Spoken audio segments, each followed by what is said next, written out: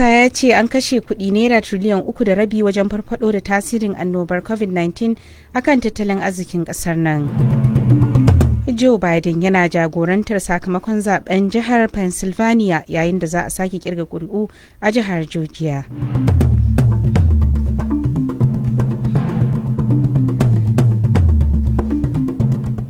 To mai sauraro barkanmu da yammacin wannan rana ta Juma'a 20 ga watan Rabiul Awwal shekara ta 1442 bayan hijira daidai da 6 ga watan Nuwambar 2020 miladiya. Kanin labaran aka saurara yanzu kuwa ga cikakkun labaran.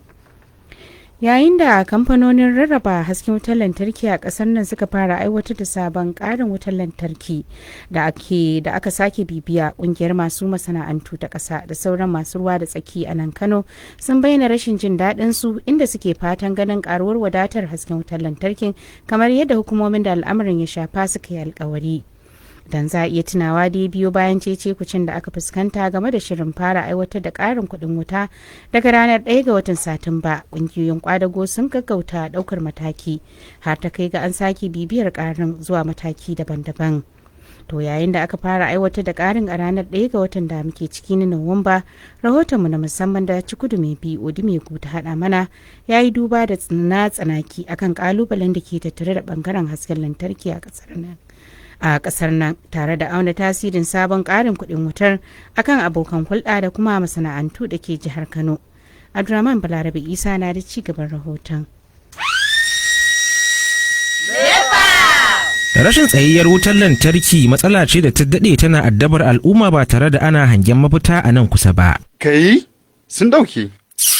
Sun ɗauke kuma. Kama daga farfadiyar da wutar lantarkin ke yi zuwa ga karancin kayan aiki da kuma tsufan da waɗanda ake da su suka yi haɗi da ƙalubalen rarraba ta. Harkar wutar lantarki a ƙasar nan ta nutse tsindum cikin tilin ƙalubale.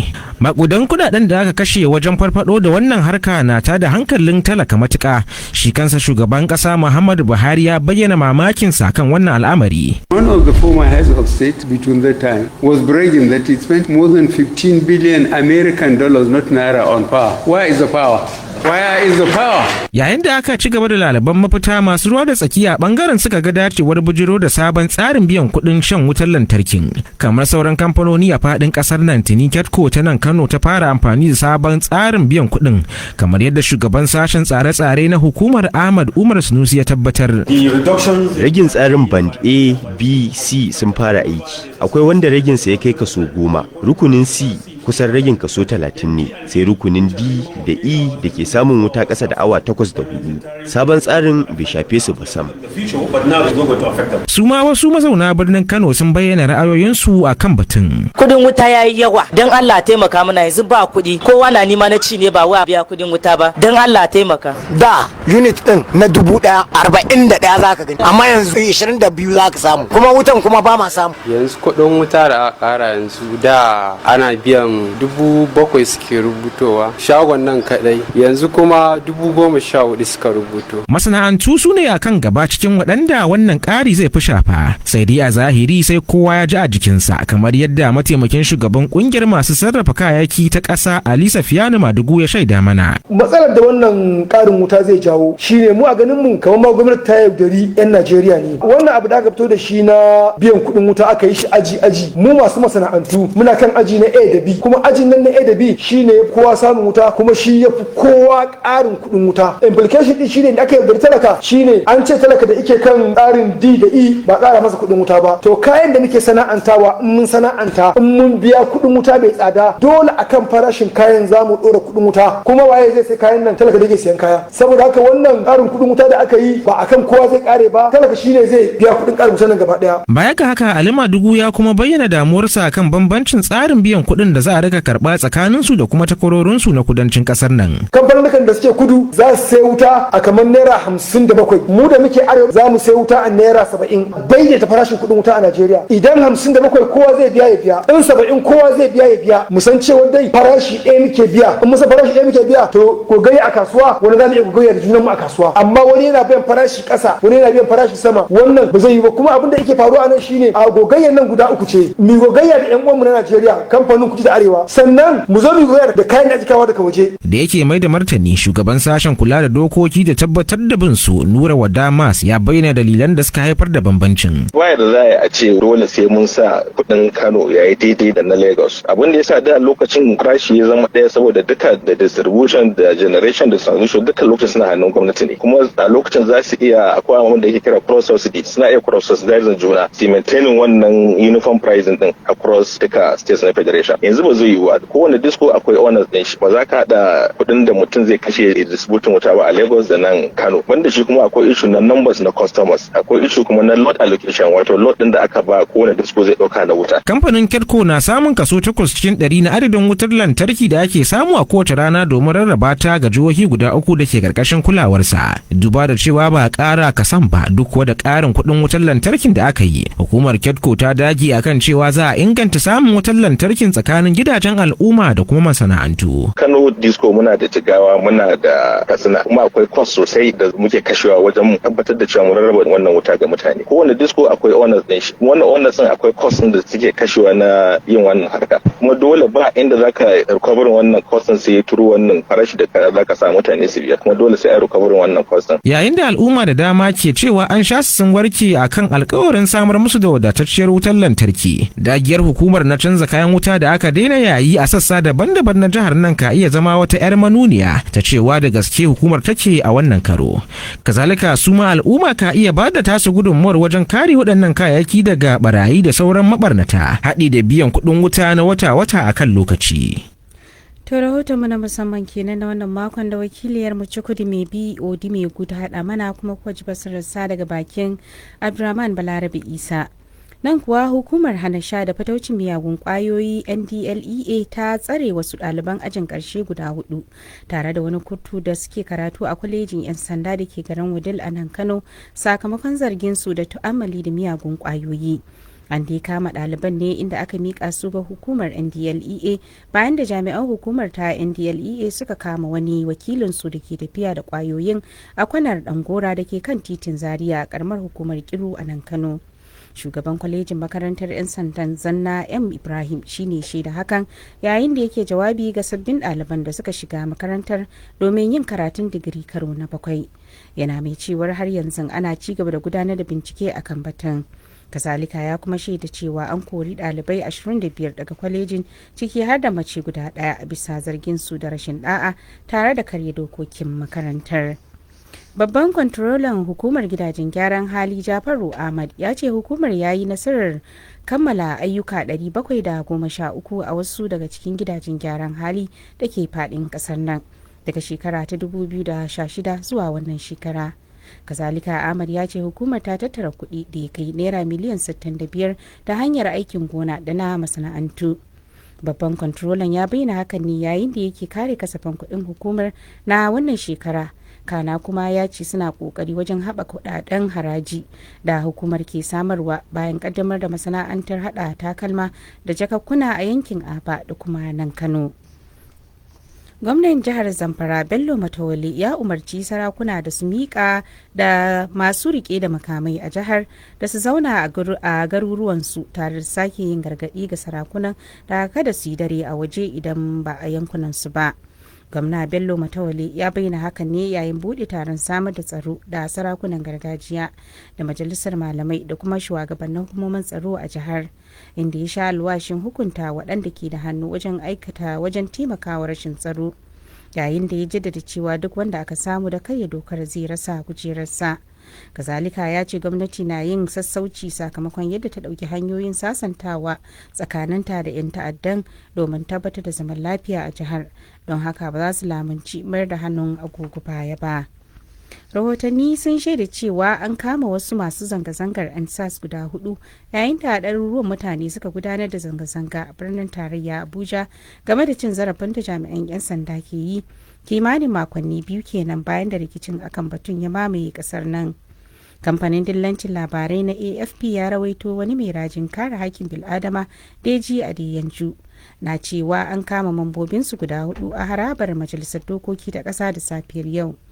Kazalika Adeyanju ya kuma jaddada cewa masu zanga-zangar NSAS za su ci gaba da yin zanga-zangar har sai an biya musu bukatunsu. wasu masu korafi sun buƙaci naira miliyan 50 daga rundunar 'yan sanda a matsayin diyya sakamakon cin zarafinsu da tsare su da kuma tsare su ba bisa ka'ida ba da kuma kaiwa gidan gyaran hali. Sun bayyana buƙatar tasu a zaman kwamitin da aka nada domin binciken tauye hakkin bil'adama da ake zargin sashen rundunar 'yan sanda ta SAS da sauran sassan rundunar da yi, wanda ake gudanarwa a Abuja. Shugaban kwamitin Bishira Silverman Galadima ya ce za su ɗauki ƙorafe-ƙorafen da aka gabatar a yau domin aikewa rundunar 'yan sandan a matsayin tunatarwa domin ba su damar bayyana a gaban kwamitin yayin zamanta na gaba da za a yi a ranar 19 ga watan da muke ciki. Hukumar kare haƙƙin bani Adama ta ƙasa da ƙasa Amnesty International ta yi gargaɗin cewa rayuwar ma'aikatanta na cikin hatsari. Biyo bayan fitar da rahoto akan harbe-harben da aka yi a ranar 20 ga watan Oktoba a yankin Lekki da ke jihar Lagos. Cikin wata sanarwa da ta fitar, Amnesty ta ce wasu boyayyun kungiyoyi sun aike mata da barazanar kaddamar da hare-hare akan ma'aikatanta da kuma ofishinta. Daga nan kungiyar ta kira ga hukumomin kasar nan da su tashi haikan wajen kare rayuka da dukiyoyin jama'ar da ke zaune a kasar nan. Gwamnan jihar Legas Babajide Sanwo-Olu ya gana da shugaban kasa Muhammadu Buhari. A yayin ganawar tasu, gwamnan ya gabatar masa da rahoton kayayyaki da 'yan ta'adda suka lalata a jihar ta Legas.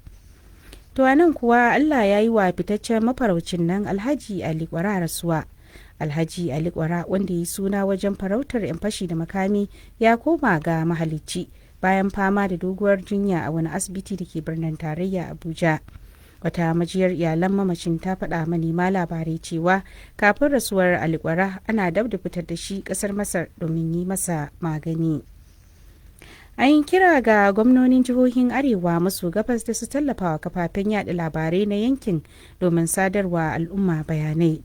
Shugaban shiya ta ba na kungiyar kafafen yada labarai ta ƙasa kuma shugaban gidan rediyon jihar Borno Alhaji Adamu Isa shine bayyana hakan a taron kungiyar karo na 12 da aka gudanar a jihar Bauchi.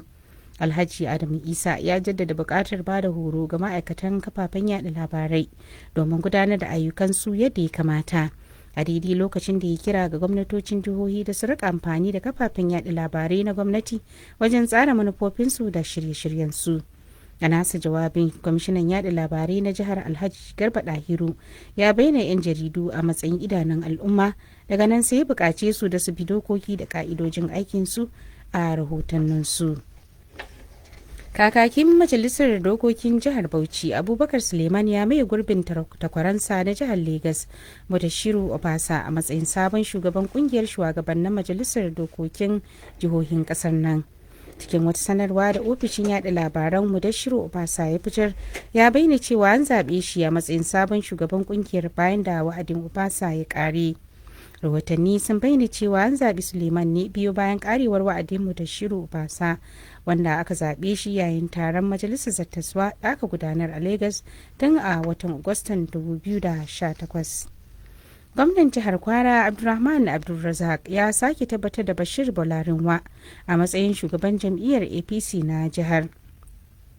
Gwamnan ya sanar da hakan ne cikin wata sanarwa da sakataren yada labaran Sarafiyo a Jakayi ya fitar a yau a birnin Ilorin. Sake tabbatar da Bolarinwa da gwamnan yayi na zuwa ne bayan da ya gaza yunkurin cire shugaban jam'iyyar a taron da suka gudanar a jiya Alhamis a Ilori, babban birnin jihar ta Kwara. Mataimaki na musamman ga shugaban kasa kan harkokin yada labarai Femi Adesina ya ce a shirye yake ya ajiye aikinsa daga zama kakakin fadar shugaban kasa. Adesina cikin wata sako da ya wallafa a shafinsa na intanet a www.femiadesina.com a yau ya bayyana damuwarsa dangane da wasu kalamai da masu sukarsa suka wallafa a shafin intanet, cewa babu wanda ya isa ya bayyana makomarsa bayan shekarar 2023. Kasalika Adeshina ya lissafto waɗansu daga cikin waɗanda suka jagoranci ƙasar nan tun a shekarar 1976, yana mai cewa dukkaninsu sun cimma nasarori da dama bayan barin mulki, a don haka babu shakka shi ma ba za a bar sa a baya ba. Hukumar shirya jarabawar kammala makarantar sakandare ta yammacin Afirka WAEC ta tsawaita lokacin yin rajistar jarabawa ɗalibai na musamman na shekarar bana. A cewar hukumar yanzu ranar ƙarshe ta kammala yin rajistar shine Juma'a 13 ga watan Nuwambar da muke ciki. A baya dai hukumar ta tsawaita ranar zuwa Juma'a 23 ga watan Oktoban da ya gabata. Hakan na zuwa ne kwanaki kaɗan bayan da hukumar ta saki sakamakon jarabawar kammala makarantar sakandare ta wannan shekara. To madalla za a iya kallon mu tare da tsokaci kan labaran a shafin Facebook akan Arewa Radio 93.1 ko kuma ta dandalinmu na WhatsApp akan lambar waya 090-871-2615. Kazalika za ku iya sauraron mu ta intanet akan www.arewaradio.com ko kuma ta hanyar sauki manhajar Arewa Radio daga manhajar Play Store a wayoyinku na salula. To yanzu kuwa za mu tsallaka kasashen itare. Dan takarar shugaban kasar Amurka na jam'iyyar Democrat Joe Biden ya wuce gaba da yawan kuri'u a jihar Pennsylvania. Ya wuce gaba da kuri'u 5,587 yayin da aka kammala kirga kashi 95 cikin 100 na kuri'un da aka kada a jihar baki daya. Yana dab da samun kuri'un wakilan masu zaɓe 270 da za su ba shi damar zama sabon shugaban kasar Amurka. Hakan na zuwa ne lokacin da rundunar bayar da kariya ta musamman a kasar Amurka ta ƙara yawan jami'an da ke tsaron lafiyar Joe Biden yayin da ɗan takarar ke kan hanyarsa ta lashe zaben shugaban ƙasar. An ƙara yawan jami'an da ke baiwa Mr. Biden kariya bayan da kwamitin yakin neman zabensa ya shaida wa rundunar cewa zai gabatarwa al'ummar ƙasar muhimman jawabai. Haka kuma daidai lokacin da ake hasashen cewa kowane lokaci nan gaba a yau za a iya ayyana ɗan takarar Democrat a matsayin sabon shugaban ƙasar. To a wani labarin kuwa sakataren harkokin wajen jihar Georgia ta Amurka Brad Raffensperger ya bayyana cewa za a sake kidaya kuri'un jihar da aka kada. Ya bayyana cewa akwai sauran kuri'u 4,169 da ya kamata a kirga, haka kuma akwai kuri'un sojoji 8,000 da aka aika ta gidan waya da ba a kirga ba, kuma za a kirga su ne kawai idan sun iso. Ya bayyana cewa kuri'un da za a kirga na Georgia na da muhimmanci ga zaben Amurka baki daya. Stalin, wanda shi ke sa ido kan zaben a jihar, ya bayyana cewa dalilin da zai sa a sake kirga kuri'un shine yadda ake tafiya kan a zaben. Haka kuma a cewarsa babu wasu abubuwan da aka aikata da ba daidai ba da ke fama da ba daidai ba da ke kama da magudi. Yanzu kuma sai bayanin harkokin kasuwanci.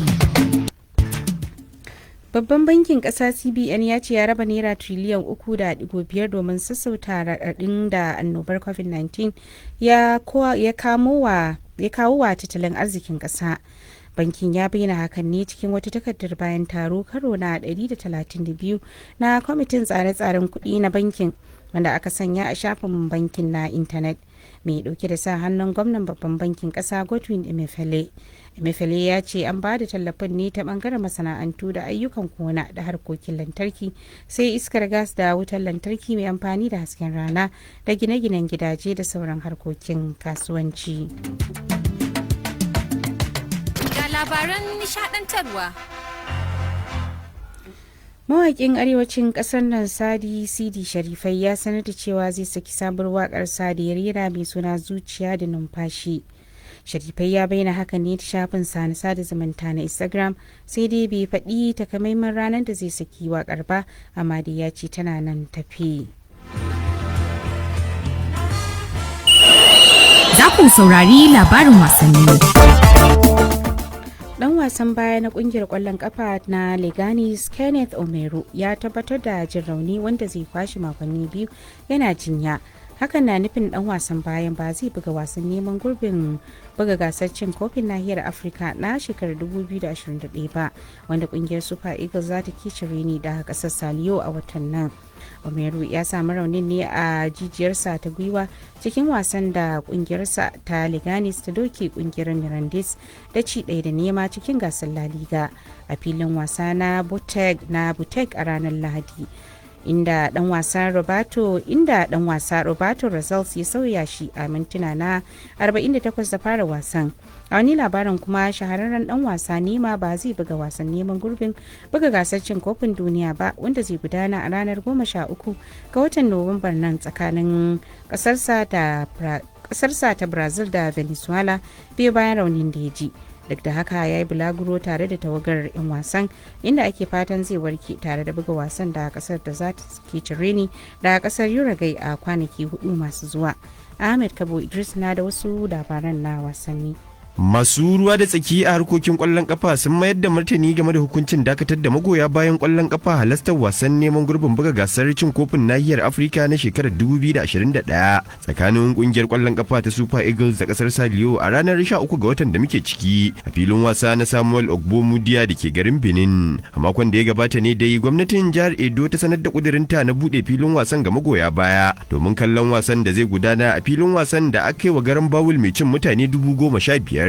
A wani labarin kuma tsohon dan wasan baya na kungiyar kwallon kafa Super Eagles ya bayyana kwarin gwiwarsa akan tawagar mutane 24 da mai horaswa Gana Droha ya fitar kan cewa za su yi galaba akan taggon wasannin neman gurbin buga gasar cin kofin nahiyar Afirka na shekarar 2021 wanda za su fafata da kasar Saliyo. A fagen cinikayya da musayar 'yan wasa kuwa kungiyar kwallon kafa ta Manchester United na shirye-shiryen mi'ara koma baya wajen ci gaba da neman zawarcin dan wasa Ousmane Dembele daga kungiyar kwallon kafa ta Barcelona a watan Janairun sabuwar shekara, kamar dai yadda kafar Mundo Deportivo ta tabbatar.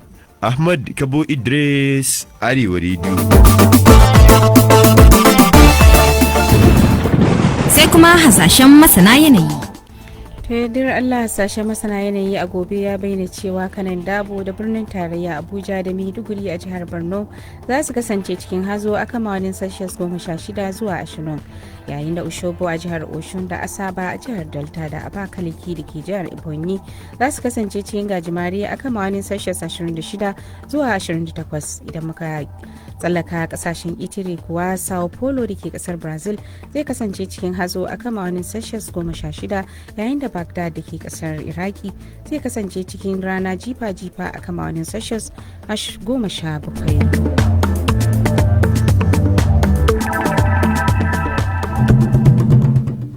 To duka abin da ya sauka kenan cikin labaran na ƙasa da na ƙetare sai kuma maimaicin kanansa. Wanda tun da farko kun ji cewar an kama wasu 'yan sanda da hannu a wata hada-hadar miyagun ƙwayoyi a nan Kano. Allah ya yi wa fitaccen mafaraucin dan Alhaji Ali Gwara rasuwa a Abuja. Babban bankin kasar nan CBN ya ce an kashe kuɗi naira triliyan 3.5 wajen farfado da tasirin annobar COVID-19 akan tattalin arzikin kasar nan. Daga ƙetare kuwa Joe Biden yana jagorantar sakamakon zaben jihar Pennsylvania yayin da za a sake kirga kuri'u a jihar Georgia. To karin magana ma a yau cewa yake ba wan ba kanin karatun dan kama. A madadin sashin labarai da al'amuran yau da kullum na Arewa Radio, Abdullahi Fawale shine jami'in da ya tashi labaran, sai lokacin ma'aikatan sashin labarai da suka dafa da fassara. Bashir Sarki sarrafa na'ura. Sunana Maryam Mustapha Dodo nake cewa a yi hutun ƙarshen mako lafiya.